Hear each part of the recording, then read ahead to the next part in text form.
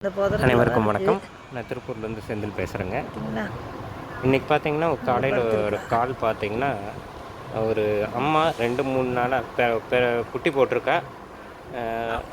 ஒரு முட்புதற்குள்ளே, ரொம்ப டீப்பான முட்புதற்குள்ளே அவள் மட்டும் வெளியே வர்றா. ஆனால் அவள் வாய் திறந்தே கிடக்குது.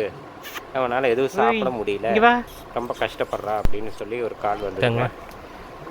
புளி பறிச்சு உட்கார பார்க்குற குட்டி பக்கத்தில் மதர் மட்டும் எப்படியாவது கொஞ்சம் ஏதாவது உள்ளே கூப்பிட எங்கேயாவது லாக் பண்ண முடியுமான்னு பாருங்கண்ணே. இல்லைங்க சாத்தியமேல அவள் போய் ரொம்ப முள் புதற்குள்ளே ஒளிஞ்சுக்கிறா. குட்டிகளையும் அங்கேயே ஒழிச்சு வச்சுருக்கா. ஒன்றும் பண்ண முடியாதுங்க அப்படின்னு சொல்லிட்டாங்க.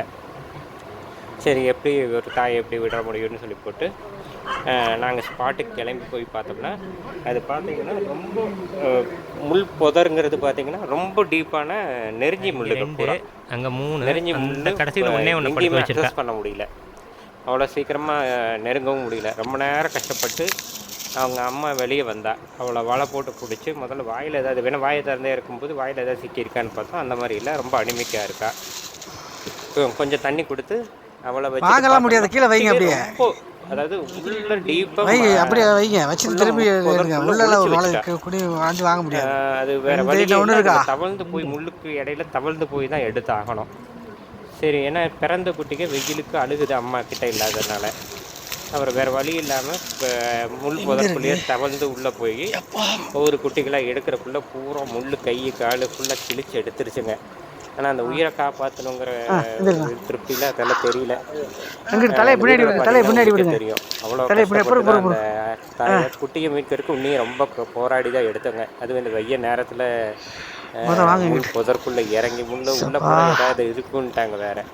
சரி, என்ன வேணாலும் பரவாயில்ல, உயிரை பணையம் வச்சு எடுத்துருவோன்னு சொல்லி போட்டு எடுத்து தாயை குட்டியும் முதல்ல இடத்துக்கு கொண்டு வந்து ரெஸ்கியூ பண்ணி நம்ம தங்க ட்ரஸ்ட்டுக்கு கொண்டு போய் பார்த்துருக்கோங்க.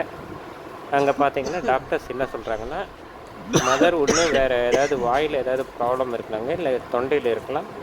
அவளுக்கு ரெகுலர் ட்ரீட்மெண்ட் வரும். இப்போ அம்மா பால் குடிக்க வேண்டாம், அவளை எதுக்குமே அப்சர்வேஷனில் வைக்கலாம் அப்படின்னு சொல்லியிருக்காங்க.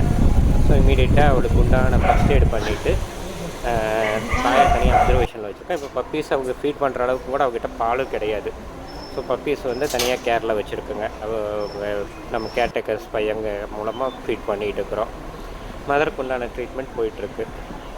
ஸோ எல்லோரும் தயவுசெய்து வேண்டிக்குங்க, அம்மா அது சீக்கிரம் நலம் பெற்று அம்மா தாயும் குட்டிகளும் நலவோட இருக்கணும். வணக்கம், ரொம்ப நன்றிங்க. Thank you very much.